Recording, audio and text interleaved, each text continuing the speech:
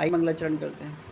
ओम अज्ञानतिमिरान्धस्य ज्ञानाञ्जनशलाकया चक्षुरुन्मिलितं येन तस्मै श्रीगुरुवे नमः। श्रीचैतन्यमनोभीष्टं स्थापितं येन भूतले स्वयं रूपं कदा मह्यं ददाति स्वपदान्तिकं।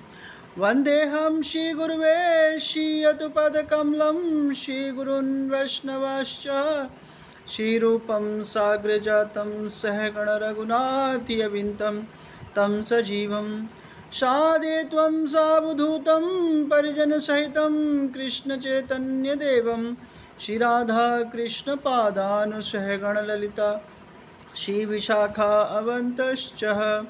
हे कृष्ण करुणा सिन्धो दीनबन्धो जगत्पते गोपेश गोपिका कान्त राधा कान्त नमस्तुते।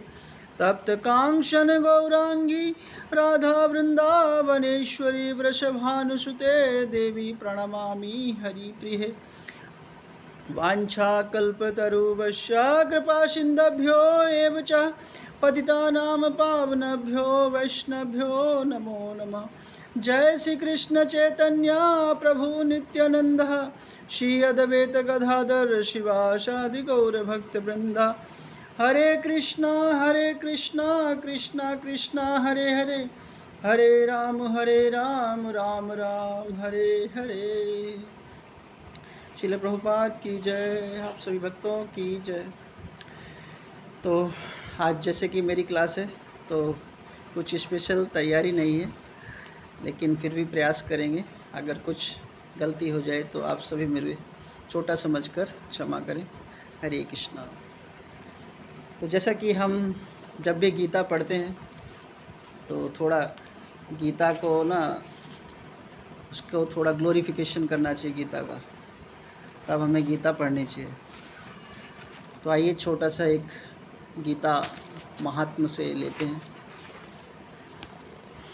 कहा गया है, एकम शास्त्रम देवकी पुत्रम गीतम एको देवकी देवो देवकी पुत्र एवः एको मंत्रस्य नामनि यानि कर्मयपेम तस्य देवस्य सेवः। हरे कृष्ण। आज के युग में लोग एक शास्त्र, एक ईश्वर, एक धर्म और एक वृत्ति के लिए अत्यंत उत्सुक है। अतएव एकम शास्त्र देवकी पुत्र देव गीतम, केवल एक शास्त्र भगवत गीता हो जो सारे विश्व के लिए हो। एक हो देवकी पुत्र एव, सारे विश्व के लिए एक ईश्वर हो श्री कृष्ण। एको मंत्रस्य नामने यानी, और एक मंत्र हो, एक प्रार्थना हो, उसके नाम का कीर्तन हो। हरे कृष्ण कृष्ण कृष्ण हरे हरे, हरे राम राम राम हरे हरे। और केवल एक ही कार्य हो, वो क्या है? भगवान की सेवा। तो अगर ये सब कुछ हो जाए तो कन्फ्यूजन ही नहीं होगी, है ना? अगर इतना कुछ हो जाए, अभी कन्फ्यूजन कितनी है? कन्फ्यूजन ये है कि मतलब कितने देवी देवता हैं, किसकी पूजा करें, कौन भगवान है। संसार को तो यही नहीं पता कि भगवान कौन है, तो वो ही कन्फ्यूजन है। फिर कौन सा शास्त्र का अध्ययन करें, तो वो भी कन्फ्यूजन है कि गीता पढ़ें कि, है ना, अन्य शास्त्र पढ़ लें। सब बोलो, सभी में जिस आजकल देवी देवताओं का भी कोई ग्रंथ अगर मिल जाता है तो वो बोले यहाँ भगवान थे ये तो ये चमत्कार वाले। तो ये सब कन्फ्यूजन है। तो कन्फ्यूजन को दूर करने का तरीका है कि हमें क्या पढ़ना चाहिए? श्रीमद् भगवत गीता पढ़नी चाहिए, है ना। और किसकी पूजा करनी चाहिए? भगवान श्री कृष्ण की पूजा करनी चाहिए। अब संसार में ये बोलते हैं कि अब मंत्र कौन सा लें, कीर्तन किसका करें? तो कीर्तन किसका करना चाहिए? हरे कृष्णा कृष्णा कृष्णा हरे हरे, हरे राम राम राम हरे। तो बहुत ही सरल मंत्र है, सबको अपनी जीवा पे कंठस्थ हो जाएगा। एक भक्त मेरे को मिले कि तुम ये हरे कृष्णा कृष्णा कृष्णा हरे हरे, हरे राम राम राम हरे हरे, इतना सरल मंत्र को जपते हो। हमारा मंत्र तो ये है, फलाना है, मैंने किया, आपका मंत्र हमारी जीवा पे आएगा ही नहीं। मतलब ऐसे डिफ़िकल्ट मंत्रों गुरु देते हैं कि जिसका उच्चारण बेचारा शिष्य तक नहीं कर पाता है। तो वो जब है ना, अगर मान लो कोई बूढ़ा व्यक्ति है और उसको संस्कृत का एक मंत्र दे दिया जाए तो बेचारा वो तो मंत्र ही नहीं बोल पाएगा, तो वो क्या भक्ति करेगा। तो सर यहाँ पर जो मंत्र भी जो है ना वो कितना सरल है।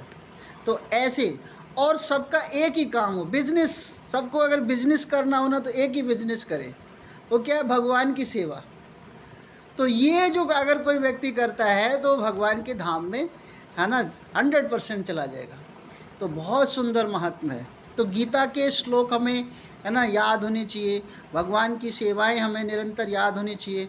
और आज हम पढ़ रहे हैं कर्मयोग।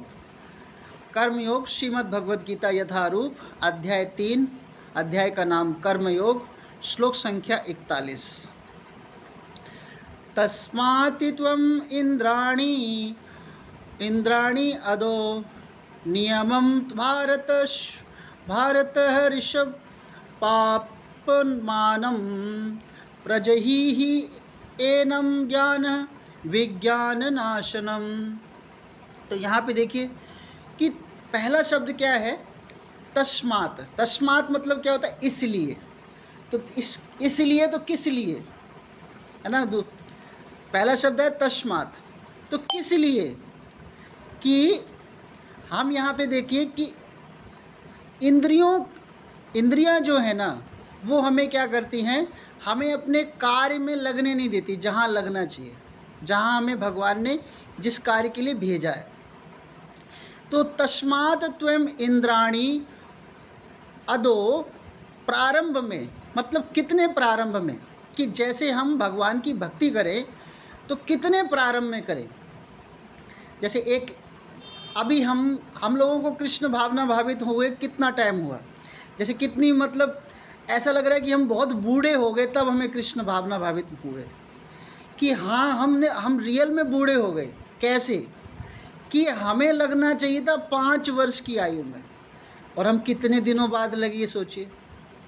तो जैसे अगर हम जितनी लेट कृष्ण भावना भावित होते हैं उतना ही हमारे जो दूसरे कर्म है ना वो प्रबल हो जाते हैं। तो हमें 5 वर्ष की आयु में कृष्ण भावना भावित होना चाहिए, है ना। ये सौभाग्य के क्या होता है कि ये सौभाग्य अब किसको मिलेगा, ये सौभाग्य हम सबके बच्चों को मिलेगा, बच्चों के बच्चों को मिलेगा, क्योंकि हम जो हैं कृष्ण भावना भावित हुए, इसलिए हमारे आने वाली जो पीढ़ी, जो बच्चे होंगे ना, वो अर्ली एज में कृष्ण भावना भावित हो जाएंगे। तो हम नहीं हुए, कम से कम हम उनको क्या दे रहे हैं, सही चीज़ बिल्कुल दे रहे हैं। तो ये जो सौभाग्य, जैसे अगर हम अभी भी ना लगें, अगर हम बच्चों को कृष्ण भावना भावित, ऐसा नहीं ज़बरदस्ती लगाना है, उनको बस दिखाना है। अगर हम उनको ये सिर्फ दिखाते हैं कि कृष्ण भावना में कैसे भक्ति करना है, तो बच्चे जो हैं वो बहुत ही शुद्ध हो जाएंगे। जैसे अभी कोई भी कार्य होता है ना, कि जैसे जितना लेट शुरू हुआ, तो हमने क्या किया कि बहुत साल क्या किया, भर भर के कर्म योग में अपने समय को क्या किया, बर्बाद किया है। तो हमने अपनी जो कहते हैं ना बुरी आदतें जो ना उन पे बड़े मजबूत हो गए हैं, बुरी आदतें कर करके बहुत ही हम मजबूत है, प्रबल है। कहते हैं कि ओल्ड हैबिट्स डाई हार्ड, मतलब जो बुरी आदतें ना बहुत समय बाद छूटते हैं। तो ये जो कर्म योग है उसमें ये क्या कि कैसे हम इन बुरी आदतों को छोड़ेंगे। तो आज का श्लोक जो है बहुत ही महत्वपूर्ण है। अब इसमें शब्द है प्रजति। तो प्रजति का मतलब क्या होता है कि हमें क्या करना है, काम को जो है हमारे अंदर जो काम है उसको प्रजति करना है, उसको समाप्त करना है, उसका दमन करना है। जब तक काम को हम दमन नहीं करेंगे, है ना, मारेंगे नहीं, तब तक हम कृष्ण भावना भावित नहीं हो सकते। तो उसको दबाना है। जैसे एक साइकिल होती है ना, कि जैसे हम किसी कार्य में एक साइकिल में लग गए, तो साइकिल जैसे चलती है, जैसे अगर हम भक्ति के कार्य में लगे हैं तो साइकिल सही चलेगी, लेकिन अगर हमारे अंदर संसार की भोगों की आदतें होंगी अगर उस साइकिल में रहेंगे तो वो साइकिल हमारे को छोड़ेगी नहीं, वो हमें फिर से लगाती रहेगी। तो ये ही हमारा जो काम इच्छाएं हैं, काम वासनाएं भी हैं, है ना, वो भी इस श्लोक में उनकी भी बहुत चर्चा हुई है कि हमें ऐसे काम वासनाएं जो इच्छाएं जो है ना, हमें भक्ति कार्य में लगने नहीं देती है। अब यहाँ पे देखिए क्या कहते हैं, अनुवाद देखिए। इसलिए हे भरतवंशी, भरतवंशियों में श्रेष्ठ अर्जुन। अब हम सब कौन है? हम सब भारतवासी हैं कि नहीं, ये बताइए। अगर हम अपने आप को भारतवासी कहते हैं तो एक चीज़ का ध्यान रखना है, भगवान ने यहाँ पे क्या है, इसलिए हे भरतवंशियों में श्रेष्ठ अर्जुन। इट मीन्स हम भी क्या है, भारतवासी है। तो हमें क्या करना चाहिए, कितना सही अपनी इंद्रियों को लगाना चाहिए। अगर हम अपनी इंद्रियों को, कर्म को सही जगह पे लगा रहे हैं ना, तो हम भारतवासी, अन्यथा हम भारतवासी कहलाने योग्य नहीं है। भारत भूमि ते हैल मनुष्य जन्म यार, जन्म सार्थक कर परोपकार। तो भारत भूमि में सभी मनुष्य अपने जन्म को सार्थक करना चाहिए और करवाना चाहिए, करना चाहिए और करवाना चाहिए। तो प्रारंभ में इंद्रियों को वश में करने में करके हैं पाप उसके महान प्रतीक काम का दमन करो। सबसे पहले तो हमें अपने पापों के जो कर्म हैं उनका दमन करना चाहिए, उनको समाप्त करना चाहिए। देखिए ये इतनी जल्दी समाप्त नहीं होने वाला।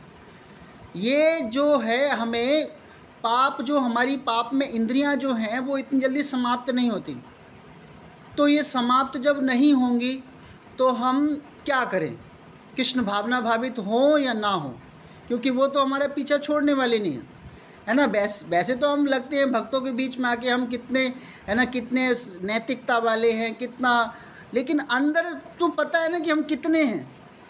हमारा दिल जानता है कि हम कितने हैं, हमारी वृत्ति जानती है कि हमारा स्वभाव जानता है। तो ये जो है कि हमें इसको छोड़ना नहीं है। जैसे कि हम बेशक पाप वृत्ति में हैं, लेकिन कृष्ण भावना भावित को कभी छोड़ना नहीं है। जैसे अगर सेना में सिपाही होता है, तो सिपाही अगर मान लो युद्ध करते समय उसको चोट लग जाती है, तो क्या युद्ध करना वो छोड़ देगा? युद्ध करना छोड़ना नहीं है, उसको फिर भी युद्ध करना है। गोली भी लग जाए ना, फिर भी उसको युद्ध करना है, क्योंकि ये जो है ना, गेम ओवर नहीं हुआ है, गेम तो है, अभी चल रहा है। जब से हमने जन्म लिया है, इस संसार में हम आए हैं, तब से ये गेम जो है चल रहा है ना। तो ये जो गेम है, गेम तब तक ओवर नहीं होगा जब तक हम भगवत भक्ति, भगवान के धाम तक नहीं पहुंच पाएंगे ना, तब तक गेम ओवर होने वाला नहीं है। तो तब तक हमें, चाहे हमारा इंद्रियों में या हमारे कर्म में कितने भी दोष हों, है ना। कोई कहता है कि अरे ये व्यक्ति तो, जैसे समाज में भक्ति कुछ ऐसे होते हैं, वो क्या करते हैं कि एक दूसरे भक्त का अवगुण देखते हैं, बोला कृष्ण भक्ति करता है और ये अवगुण भरे हुआ है। अरे रास्ता कौन सा है? अब उसके अवगुण है, फिर भी उसको कृष्ण भावना भावित में लगाना है, उसको हताश नहीं होने देना, क्योंकि रास्ता तो एक ही है, रास्ता दूसरा नहीं है। उसको फिर भी उसी मार्ग पर चल के जाना पड़ेगा, उसको फिर भी उसी मार्ग पर, है ना। तो ये जो हमारा जो कर्म इंद्रियां हैं, वो हमें चाहे कितनी भी हमारी दूषित हो जाए, लेकिन कृष्ण भावना भावित को छोड़ना नहीं है। यही धीरे धीरे क्या करेगा, हमें फिर से शुद्ध करेगा।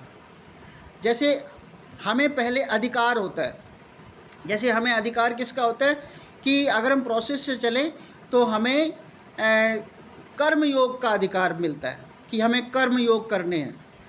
तो कर्म योग जब हम धीरे धीरे करते हैं, पहले भौतिक कर्म करते हैं, फिर भक्तों का संग मिलता है तो हम क्या करते हैं, भक्ति वाले कर्म करने लग जाते हैं।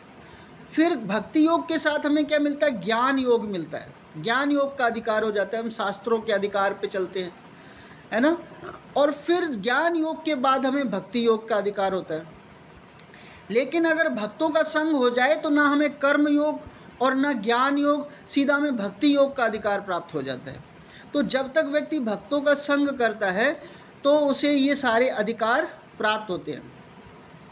अब ये जो हम भक्ति योग कर रहे हैं, ये कृष्ण भावना भावित योग कर रहे हैं, इसमें हम अपने, देखिए कर्म को कैसे करें। जैसे कर्म योग है, जैसे सुबह से हमारा, जैसे हम हमें सुबह सुबह सबको नींद अच्छी लगती है, किसी को ऐसा नहीं है कि जो नहीं अपना बिस्तर छोड़ना है। मतलब जिसने रात में अलार्म लगाया ना, मान लो उसने 3:30 बजे का अलार्म लगा दिया या 4 बजे का अलार्म लगा दिया, तो जैसे ही अलार्म बजता है तो मन में आता है कि अरे यार थोड़ी देर और।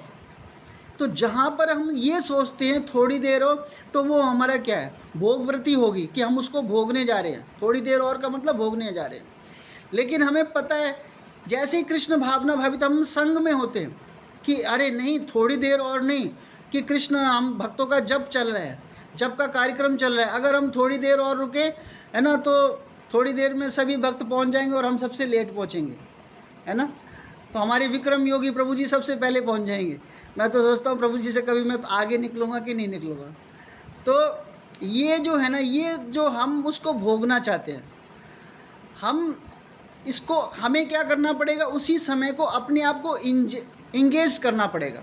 अगर हम भक्ति में इंगेज्ड हो रहे, जैसे प्रभुपाद ने का आता है, प्रभुपाद कहते हैं कि प्रभुपाद आप कितना कैसे भक्ति में इंगेज हैं। तो प्रभुपाद क्या करते थे, है ना, 16 माला का जप, उसके बाद जब छूटा तो फिर लेखन कार्य में लग जाते, ग्रंथों को लिखना शुरू कर दिया। फिर लेखन कार्य छूटा तो उन्होंने लेक्चर देना शुरू कर दिया।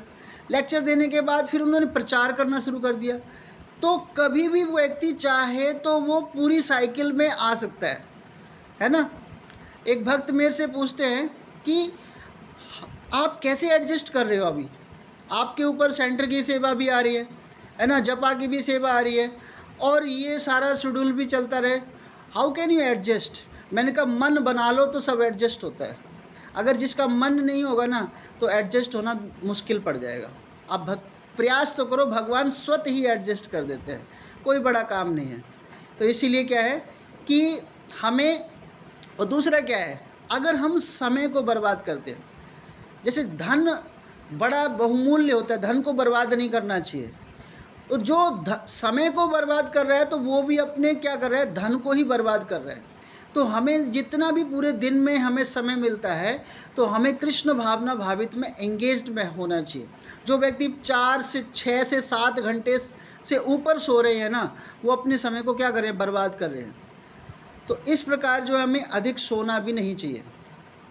अब जो क्या होता है कि हम सैनिक, अब जो जैसे काम मन में काम वासना चल रही है, कोई भी इच्छा चल रही है, अगर हम कृष्ण भावना भावित हैं तो हमारे पास गोलियां हैं। अगर हम मन में जैसे काम वासना की इच्छा आ रही है, कोई दृश्य देख लिया, कोई ऐसा देख लिया, ग्लैमर देख लिया, तो हमें गोलियां चलानी आनी चाहिए। तो हम गोलियां चलाते हैं, हरे कृष्णा कृष्णा कृष्णा हरे हरे, हरे राम राम राम हरे। तो दिन भर हम गोलियां चलाते हैं। इससे क्या है कि जो हमारी जो वासना की जो इच्छाएं हैं, मन में जो इच्छाएं हैं, वो सब गोलियों के द्वारा सब समाप्त हो जाती हैं। तो इस प्रकार व्यक्ति जो है एक भगवान की तरफ बढ़ने की कोशिश करता है। तो ये कब होता है, जब वह कृष्ण भावना भावित में अपनी तरह से पूर्ण लीन हो। अगर वो कृष्ण भावना भावित में नहीं होगा, भगवान कृष्ण में नहीं होगा, तो कहाँ होगा, माया में होगा। तो माया से बचने का भी क्या अधिक वो है। तो भगवान कहते हैं ना, कृष्ण सूर्य सम माया है अंधकार, और जहाँ कृष्ण तहाँ माया न अधिकार। तो माया से बचने का केवल एक ही फॉर्मूला है, कृष्ण की शरणागत में रहो, भगवान कृष्ण का चिंतन करो, आपको माया जो है कर्म योग की जितनी भी हैं उससे क्या हो जाएगी, दूर हो जाएंगे। तो हमें क्या करना चाहिए, भगवान कृष्ण की संरक्षण में ये कर्म करते रहना चाहिए। अब कोई मेरे को ये बता सकता है कि एक बार कि हम जब से भक्ति में लगे हैं ना, तब से हमें भोग त्याग दिया है। कोई भक्त मेरे को ये बता सकता है कि जब से हम भक्ति में लगे हैं तब से हमने भोग को त्याग दिया है? ऐसा नहीं हो सकता। हम भक्ति में बेशक लगे, लेकिन भोग में भी हम लगे हुए हैं कहीं ना कहीं। वो एकदम नहीं होगा, एकदम कोई गोस्वामी नहीं बन जाएगा, है ना। ये बहुत बड़ा है। जैसे हम एक गृहस्थ आश्रम में भी रह रहे हैं तो हम कहीं ना कहीं भक्ति में भी लगे हैं, लेकिन भोग में भी लगे हैं। लेकिन ये एक प्रोसेस है, धीरे धीरे। जैसे बच्चा जब पहली क्लास में एडमिशन होता है, नर्सरी केजी पढ़ता है, तो पहले दिन ही वो सब कुछ नहीं सीख जाता। वो धीरे धीरे स्टेप टू स्टेप चलकर वो अपने आप एक बहुत बड़ा पंडित या विद्वान बन जाता है। इसी तरह जब हम कृष्ण भावना भावित में लगे रहेंगे तो ये जो कर्म योग है ना, जो भोग वृत्ति है, वो धीरे धीरे अपने आप समाप्त हो जाएगी। तो ये सौभाग्यशाली तभी हैं जब हम, अब तो 5 साल के तो नहीं है, लेकिन जिस अवस्था में हो उस अवस्था में हम कृष्ण भावना भावित अगर हो जाते हैं तो सौभाग्यशाली हैं, है ना। समय, अब यहाँ पे ये भी आया है कि कितना समय है हमारे पास। किसी को पता है कि हम कितने समय तक सरवाइव करेंगे, है ना, नहीं पता ना। तो इसीलिए हमें प्रयत्न करते रहना चाहिए, समय को यूँ बर्बाद नहीं करना चाहिए। भगवान की भक्ति में, है ना, भगवान की सेवा में, जैसे आज का मैंने जो महात्मा बताया ना, उसके आधार पर हमें लगे रहना चाहिए। तो आइए आगे पढ़ते हैं। तात्पर्य श्रील प्रभुपाद के माध्यम से श्रील प्रभुपाद की जय। भगवान ने अर्जुन को प्रारंभ से ही इंद्रिय संयम करने का आदेश दिया, जिससे वह सबसे पापी शत्रु काम का दमन कर सके, जो आत्म साक्षात्कार तथा आत्मज्ञान की उत्कंठा की विनष्ट करने वाला है। तो देखिए भगवान बिल्कुल कह रहे हैं ना, प्रारंभ से ही भगवान ने जैसे स्टार्टिंग से ही लगा दिया, है ना, इंद्र संयम, इंद्रियों को संयम करने के लिए। जैसे इंद्रिय संयम कर रहे हैं ना, हम तपस्या में हैं। इंद्रिय संयम क्या कर रहे हैं, जैसे हम मार्केट में जा रहे हैं तो मार्केट में देख रहे हैं कि कहीं, है ना, गोलगप्पे की रेडी लगी है, कहीं मोमोज़ की लगी है, कहीं पे कुछ लगा हुआ है। तो सब देखो आजकल क्या है कि रेडियों पर चारों तरफ से घिरे हुए होते हैं बेचारे। लेकिन हम क्या कर रहे हैं, कह रहे नहीं, क्योंकि वो भगवान का भोग नहीं लगा हुआ, ना जाने कैसा है, तो हम कहाँ कर रहे हैं, इंद्रिय संयम कर रहे हैं, है ना। हम वही चीज़ ले रहे हैं जो भगवान के, है ना, हम का यूं ही मतलब कोई भी लेक्चर तो नहीं सुन लेते। यूट्यूब पर भी जाते हैं तो ये देखते हैं कि हमारी परंपरा वाला लेक्चर है तो हम उसको सुनेंगे। तो हम क्या करें, इंद्रियों को सही मार्ग पे ले जा रहे हैं। तो यहाँ पर भी यहीं पे बताया गया कि इंद्रिय संयम करने का उपदेश दिया है, जिसमें सबसे पापी शत्रु काम का दमन कर सकते हैं। देखो सबसे पापी शत्रु है हमारा काम। काम का यहाँ पर आता है कि ये जो काम, जो इच्छाएं हैं, काम। अब यहाँ पे देखिए विश्वामित्र कौन थे, विश्वामित्र भगवान राम के गुरु थे। और भगवान राम के गुरु कैसे होंगे, बहुत ही ज्ञानी होंगे, बहुत ही मतलब हाई स्टैंडर्ड होगा। लेकिन विश्वामित्र जी भी जो महर्षि थे, वो भी मेनका के साथ, है ना, विषय भोग में प्रवृत्त हो गए थे और कठिन तपस्या का योग भी कर रहे थे। लेकिन जैसे ही उनके अंदर काम मेनका आई तो उनका समाधि जो था वो टूट गया। तो हमारा स्टेज समझ सकते हैं कि हम कहाँ पर हैं। जब विश्वामित्र का ये हाल है तो हमारा कहाँ हाल होगा, तो हम समझ सकते हैं। लेकिन इसका दूसरा उदाहरण ये है कि मन को कृष्ण में लगाए बिना मनुष्य ऐसे भौतिक कार्य को बंद नहीं कर सकता। परम साधु अथवा भक्त यमुनाचार्य ने व्यवहारिक उदाहरण प्रस्तुत किया है। कैसा प्रस्तुत किया कि जब मेरा मन भगवान कृष्ण के चरण बिंदों की सेवा में लग गया और जब मैं नित्य नव दिव्य रस का अनुभव करता हूँ, तब से मैं स्त्री प्रसंग के विचार आते ही मेरा मन उधर से फिर जाता है और ऐसे विचार पर मैं थू थू करता हूँ। तो देखिए एक तरफ जो हैं, है ना, विश्वामित्र हैं और एक तरफ जो हैं भक्त यमुनाचार्य हैं। तो दोनों में क्या है, जब हाई स्टैंडर्ड रस, है ना, जब बहुत ही उत्तम क्वालिटी का रस का अनुभव करेंगे, है ना, जैसे सुखदेव गोस्वामी ने जब हाई स्टैंडर्ड का रस का अनुभव किया तो उन्हें संसार में कोई दूसरा रस अच्छा नहीं लगा, है ना। तो ये जो जब स्त्री प्रसंग का विचार आता है तो मन में थू थू करने की यहाँ पे यमुनाचार्य के आती है। कृष्ण भावनामृत इतना दिव्य सुंदर वस्तु है कि इसके प्रभाव से भौतिक भोग स्वतः नीरस हो जाता है। भगवान यहाँ पे कहा गया, प्रभुपाद कहते हैं कि कृष्ण भावना भावित इतना सुंदर वस्तु है कि भौतिक जो भोग हैं वो क्या होते हैं, नीरस हो जाते हैं, उसमें कोई टेस्ट नहीं आता भौतिक में। यहाँ वैसे ही है कि जब कोई भूखा मनुष्य प्रचुर मात्रा में पुष्टिदायक भोजन करके अपने भूख मिटा ले, महाराज अम्बरीश भी परम योगी दुर्वासा ऋषि पर इसलिए विजय प्राप्त कर सके कि उनका मन निरंतर कृष्ण भावनामृत में लगा रहा था। तो यहाँ पर कई ऐसे उदाहरण हैं। तो भक्त जो है उसका स्थान जो है श्रेष्ठ है, कि अगर वो कृष्ण भावना अमृत में लगा हुआ है तो वो उत्तम रस को ले रहा है, सबसे हाई क्वालिटी को रस को ले रहा है ना। जब हाई क्वालिटी का रस होता है तो अन्य रस क्या होते हैं, फीके पड़ जाते हैं। आगे देखिए कि ज्ञान का अर्थ है आत्म तथा अनात्म के भेद का बोध, अर्थात यह ज्ञान कि आत्मा शरीर नहीं है।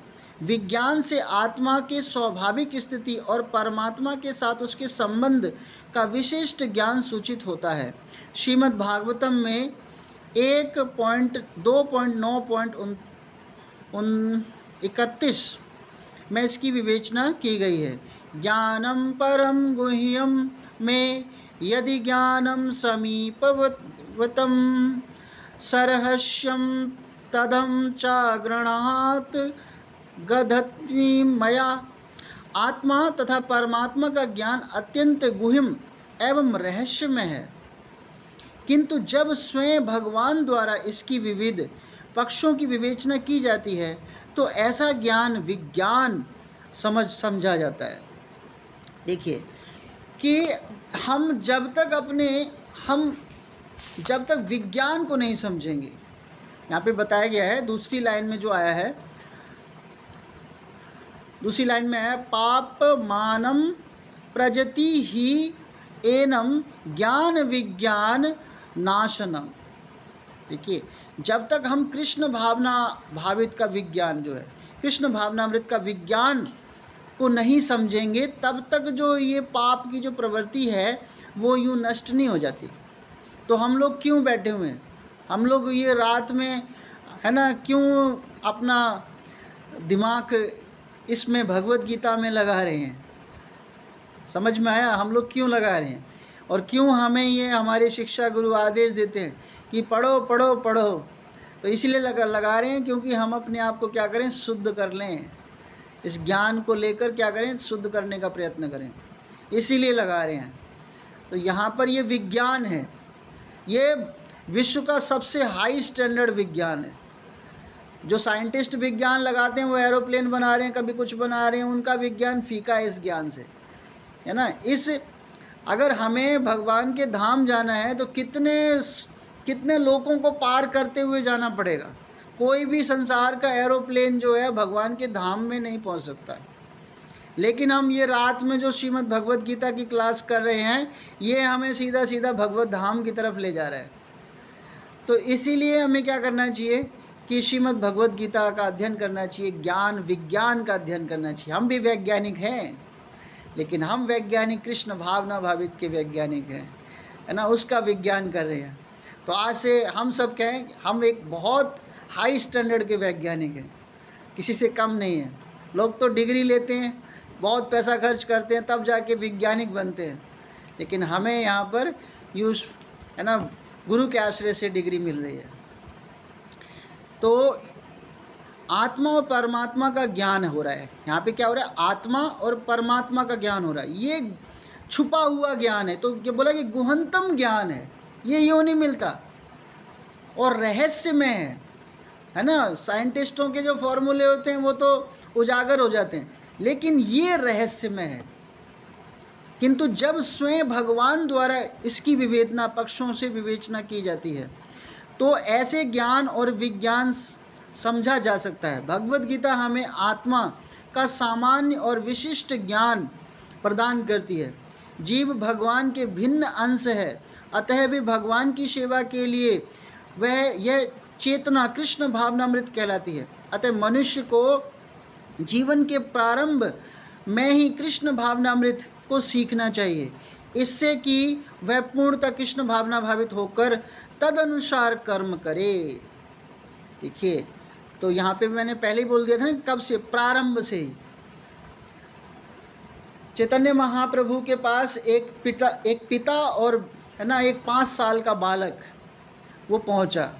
तो पिता ने और बालक ने चैतन्य महाप्रभु को प्रणाम किया।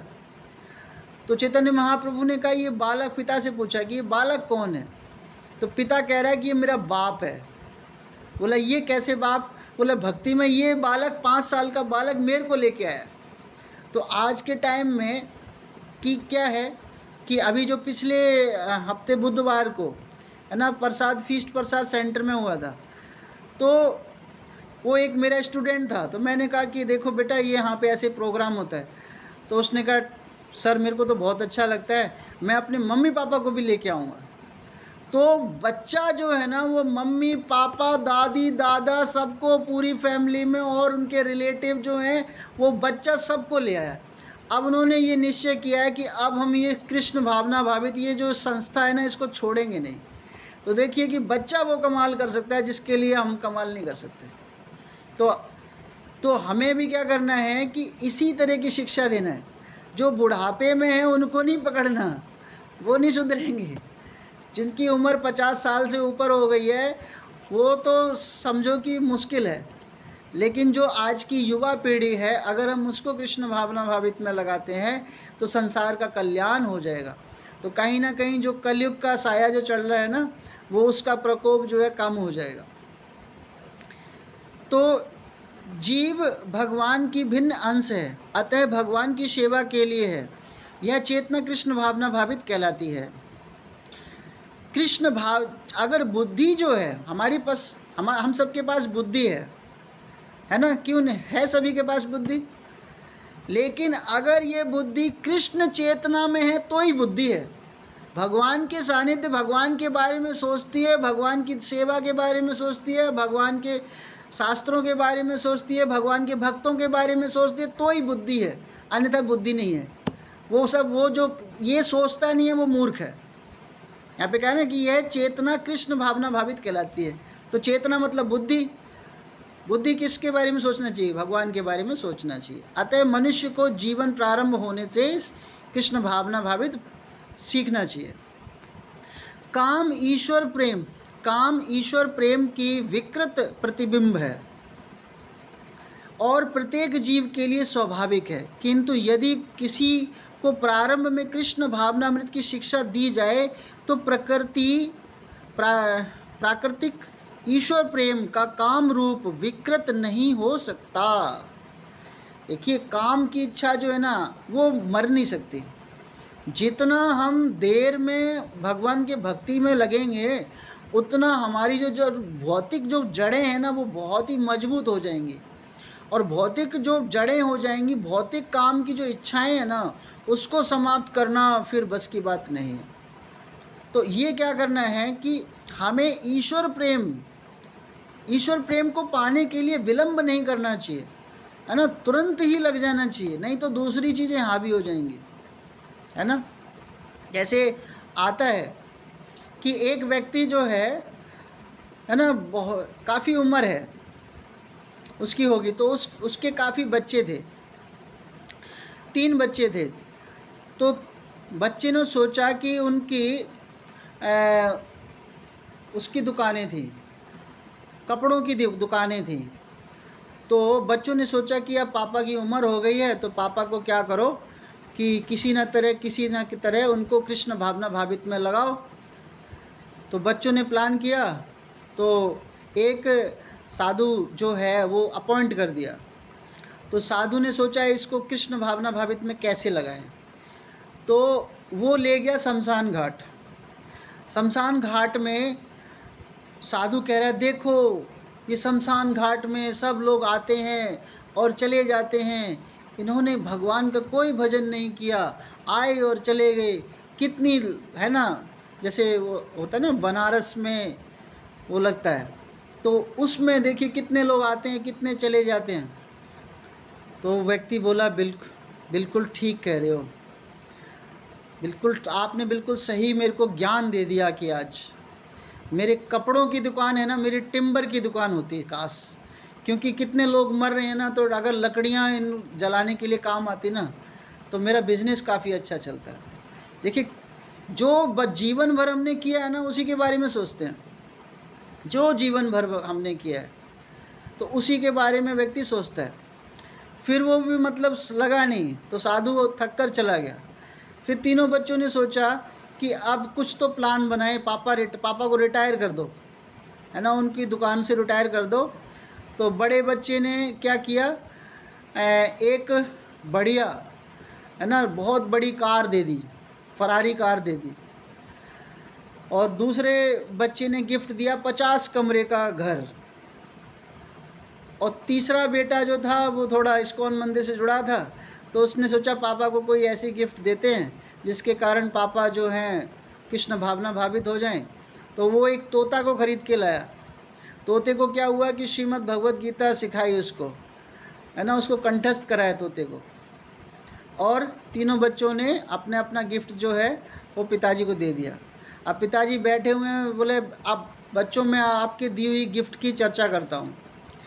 तो बोले कि मेरे जो बड़े बेटे ने दिया है, इतनी बड़ी कार दी है, छोटी छोटी गलियों में जाकर वो तो, है ना, क्या हो जाती है, फंस जाती है। तो तेरा बेटा गिफ्ट जो है ना वो बेकार है। और जो मेरे बीच वाले बेटे ने गिफ्ट दिया है 50 कमरे का घर, तो तेरी मम्मी जो है ना 50वें कमरे में बैठी होती है, तो मैं एक एक कमरे में जाता हूँ, अरे भाग्यवान सुनती हो, तो उस कमरे में नहीं होती। फिर दूसरे कमरे में जाता हूँ तो अरे भाग्यवान सुनती हो, उसमें भी नहीं होती। तो वो 50वें कमरे में जब तक जाता हूँ तब तक मेरी सांस फूल जाती है। तो बेटा तेरा भी गिफ्ट जो है ना वो भी बेकार है। गिफ्ट तो दिया मेरे छोटे बेटे ने, इतना स्वादिष्ट था, इतना स्वादिष्ट था कि मज़ा आ गया। कल ही मैंने फ्राई करके खा लिया उसको। तो ये देखिए क्या है कि जिसका जीवन भर हमने अभ्यास किया है ना वही काम होगा, चाहे फिर नहीं लगेगा। इसलिए प्रारंभ में ही जब चेतना हमारी बुद्धि सही हो, समझने योग्य हो, है ना, तब हमें कृष्ण भावना भावित में लग जाना चाहिए। इसमें बिल्कुल भी विलंब नहीं करना चाहिए। तो यहाँ पर भी, है ना, यही बताया जा रहा है कि काम भगवान से प्रेम जो है ना, ईश्वर प्रेम का विकृत प्रतिबिंब है। प्रत्येक जीव का के लिए स्वाभाविक है कि किंतु यदि किसी को प्रारंभ में कृष्ण भावनामृत की शिक्षा दी जाए तो प्रकृति ईश्वर प्रेम काम रूप से विकृत नहीं हो सकता। अगर कृष्ण में लगा है तो काम नहीं है ना। अभी है ना, कृष्ण सूर्य सम माया है अंधकार है ना, जहाँ कृष्ण तहाँ माया ना अधिकार। तो जहाँ कृष्ण में लगा है तो वहाँ पे माया नहीं आ सकती, वहाँ पे काम नहीं आ सकता। और जैसे ही कृष्ण भावना भावित से अलग होगा तो काम आ जाएगा। इसीलिए क्या हमें पूरा साइकिल चलाते रहना चाहिए, है ना। इसीलिए हमारे हिज ग्रेस निमाई बंधु प्रभु जी ने कहा है कि एक दिन भी क्लास नहीं मिस होनी चाहिए। पूरा महीने का संडे की कोई छुट्टी नहीं है। इसीलिए क्या है, हमें फुल टाइम अपने आप को लगाना है। तो एक बार ईश्वर प्रेम का काम रूप में विकृत हो जाने पर इसके मौलिक स्वरूप को पुनः प्राप्त कर पाना दुसाध्य हो जाता है। जैसे अगर हम कोई काम को बढ़ाते हैं, जैसे कोई काम वासना को बढ़ा रहा है। अगर कोई, है ना, लड़का जो है किसी लड़की से या कोई भी अपना किसी से प्रेम कर बैठा है, अब उससे कहो कि नहीं तो उसको छोड़ दे, तो उसको छोड़ दे, वो नहीं छोड़ेगा। इसी तरह ना जाने कितने डिवोर्स हो जाते हैं, है ना। तो वो इसी कारण होते हैं क्योंकि उनकी काम इच्छाएं जो एक बार जब लग जाती हैं तो उनकी फिर वो नहीं हटती। तो यहाँ पर भी यही बताया गया है कि विकृत हो जाने पर इसके भौतिक स्वरूप को पुनः प्राप्त करना दुस्साध्य हो जाता है। इसीलिए क्या है कि अगर कोई कहता है कि हमें चलो एक हफ्ते के लिए श्रीमद् भगवत गीता नहीं पढ़ते हैं, एक हफ्ते में जो भगवत गीता या कोई शास्त्रों का अध्ययन नहीं करता तो फिर वो नीचे डेड हो जाता है। अगर वो कोई भक्त ऐसा भी होता है कि यार हम वहाँ पे गए थे, हमने 5 दिन सब माला जप नहीं किया। जब माला जप नहीं किया तो आप फिर से डेड हो जाएंगे, आप फिर से जीरो हो जाएंगे, फिर लग पाना वो डिफ़िकल्ट है। तो ये जो अभी जो हमें एक जपा का सेशन मिला है कि हमें जपा करना है, समय पर जपा करना है, तो ये हमें क्यों हमारी शिक्षा गुरु ने अपॉइंट किया है, ताकि हमारी जो क्वालिटी ऑफ जपा है उससे पहले स्पेशली मैं अपने लिए बताता हूँ कि मैं स्पेशली मैंने एक दिन भी जपा मिस नहीं किया, एक दिन भी जपा मिस नहीं किया कि जिस दिन मैं जपा में नहीं गया, जब से 25 तारीख से, जबकि 25 तारीख को जपा कैंसिल हो गया था, फिर भी मैं माता जी के घर पहुंच गया और मैं वहाँ पर देखा कि सब भक्तों ने, कोई आया ही नहीं, फिर भी मैं उसमें लगा। कारण क्या था कि मेरा जपा क्वालिटी वाला नहीं है। तो आवाज कट रही है आपकी। हरे कृष्णा, आवाज आ रही है? हरे कृष्णा, हो रही है प्रभु जी आवाज। अभी आ रही है आवाज? हरे कृष्णा जी प्रभु जी आ रही है आवाज, अब आ रही है प्रभु जी। तो यहाँ पर यही बताया गया है कि हमें हमेशा ही कृष्ण भावना भावित में अगर हम छोड़ देंगे ना, तो फिर हम कहीं ना कहीं क्या है कि हम फिर से वही नीचे गिर जाएंगे। तो हमें ये इसलिए प्रोसेस दिया है कि ताकि हम अपनी जो गलतियाँ जो हैं, जपा की जो गलतियाँ हैं, उसको सही कर सकें। और नहीं तो क्या जपा होता था, रात में 11 बजे भी माला लेके बैठते थे, अरे 2 माला रह गई, अब उसको रात में भी कर लेते हैं 2 माला। तो क्या, और दूसरा क्या है कि बिस्तर पर लेटे लेटे, कभी आड़े टेढ़े सोफे पे बैठे बैठे, कभी उधर। तो ये जो है हमारे सुधारने के लिए तो हो रहा है। अब जिसको सुधरना है वो है ना अपना रेगुलरिटी में उसमें जब आप प्रोग्राम में आएगा, जिसको भाई मैं नहीं समझता कि जो अगर अकेले जपा जो कर रहे हैं वो सही कर रहे हैं कि गलत कर रहे हैं। इसलिए क्या करना चाहिए कि हमें है ना कृष्ण भावना भावित में हमेशा कभी छोड़ना नहीं चाहिए, उसको कंटिन्यूटी में लाना चाहिए।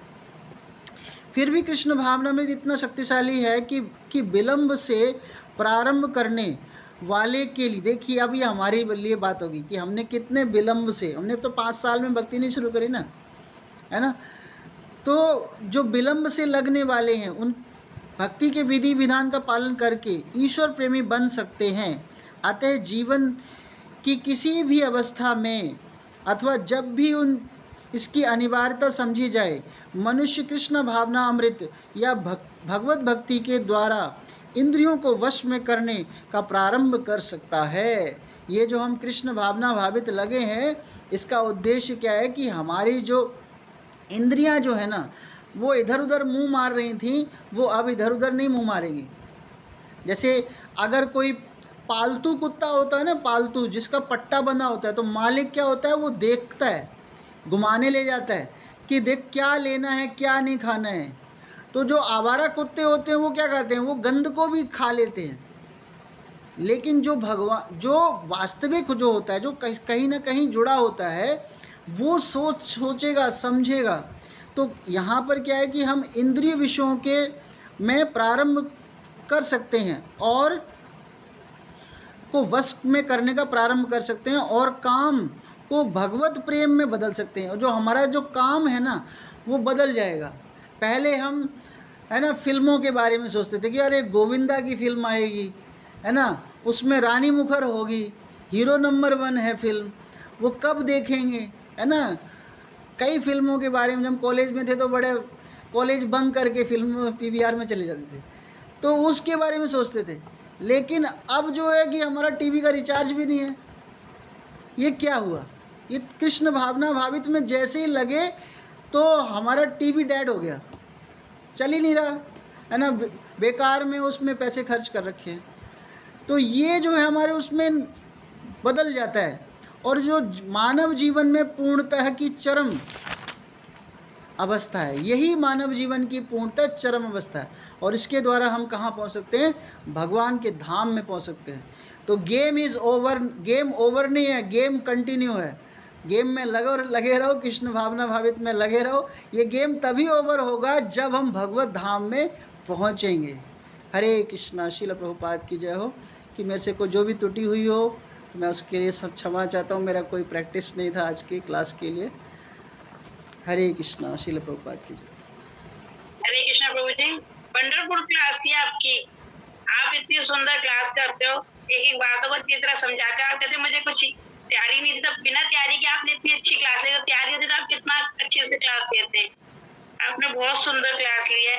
हमें इंद्रियों को वश में करना चाहिए, तभी हम कृष्ण भावना भाविक हो सकते हैं। अब जैसे आप कहते हैं छोटे बच्चों को अब उसका उदाहरण देखो, प्रहलाद महाराज ने देखो अपना पूरा परिवार का उद्धार कर दिया था। हिरण्यकश्यप को देखो राक्षस कुल के थे, पर जो प्रहलाद महाराज के द्वारा उनका पूरा 21 स्कूलों का भी उद्धार हो गया। कहते हैं ना भगवान कह रहे थे, वो कहते हैं ना मेरे परिवार ऐसा उद्धार होगा, बोले 21 परिवारों का उद्धार हो जाएगा, 21 वंशों का उद्धार हो जाएगा। जैसे हमें क्या है कि कृष्ण भाविक होने के लिए हमें अपने वो एकदम सम्मित होना चाहिए कि अपने भगवान कृष्ण भगवान को में ही सम्मित कर देना चाहिए। एकदम जो भी कार्य करें हम किसको सोच के करें, भगवान को कार्य को सोच के करें। कि हमें ये कि भगवान को ही अपना एक एंड पॉइंट बना लेना चाहिए कि जो हम जो कार्य करें इसके लिए करें, कृष्ण भगवान के लिए करें। हर कार्य को हमें कृष्ण भगवान के लिए करने चाहिए। अपनी इंद्रियों को वश में करना, जो भी कार्य करें, आप कहीं बाजार जाते हो तो हम जैसे गोलगप्पे को देखते हैं, उसके अपने इंद्रियों को वश में करेंगे तभी तो हम इंद्रियों को वश में करेंगे। तो नहीं हमें ये नहीं खाना, हमें क्या करना है, हमें भगवान का भोग खाना है।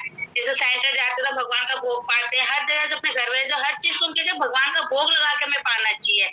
हमें अपने बस इंद्रियों को बस में करेंगे तो हर कार्य अच्छा होता चलेगा और कृष्ण भावना की ओर अग्रसर होते चले जाएंगे। हरे कृष्ण प्रभु जी, मुझे ये समझना है। और कोई भक्त ऐड करना चाहते हैं तो विनीता जांगड़ा माता जी, बबीता जांगड़ा माता जी, आप कुछ ऐड करिए। हरे कृष्ण। हरे कृष्ण माता जी। माता जी, मैं तो सबसे पहले ना प्रभु जी का ना धन्यवाद करेंगे। इतना सुंदर से जो ना प्रभु जी ने एक एक शब्द को समझाया, इतना सुंदर क्लास था प्रभु जी का।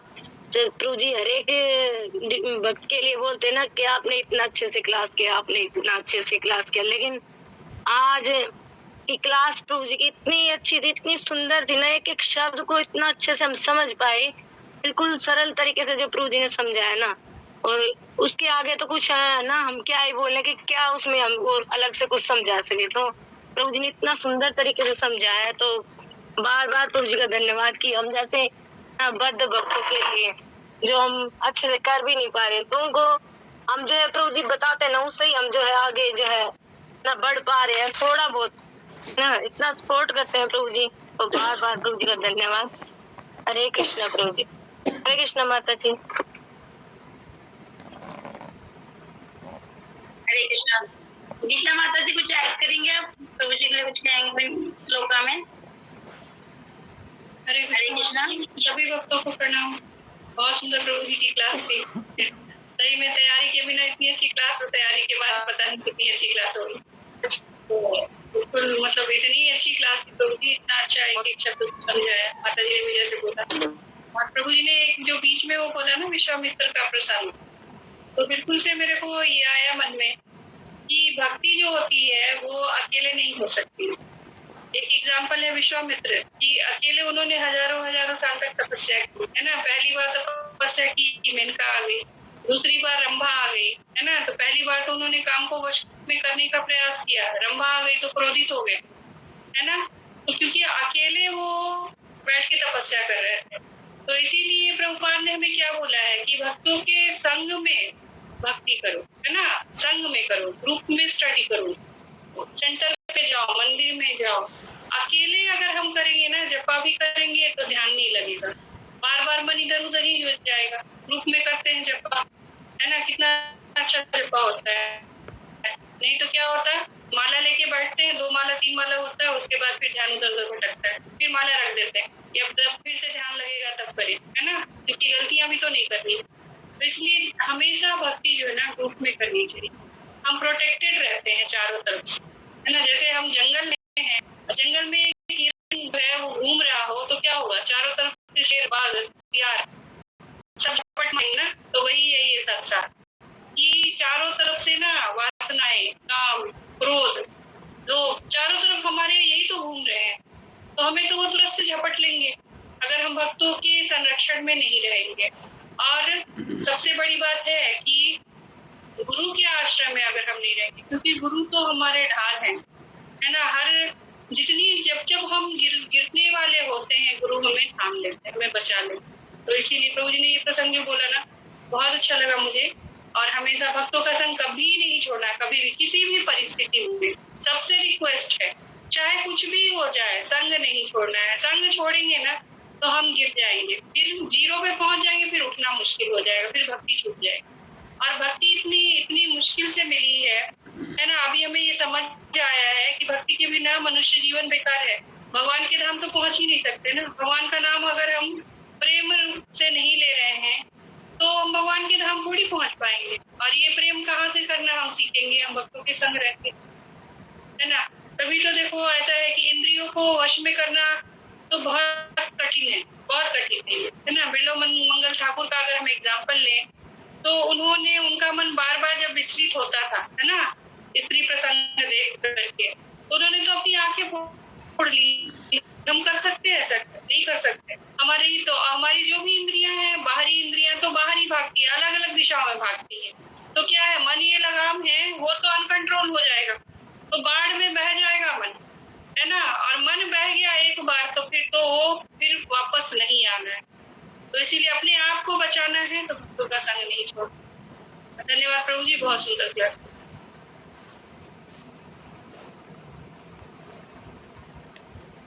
वीना माता जी, हरे कृष्णा। वीना माता जी कुछ बोलना चाहेंगे बस।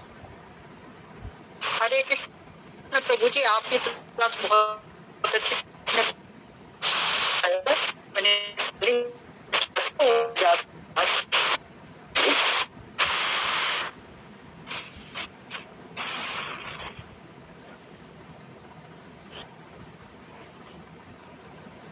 आवाज नहीं आ रही मुझे।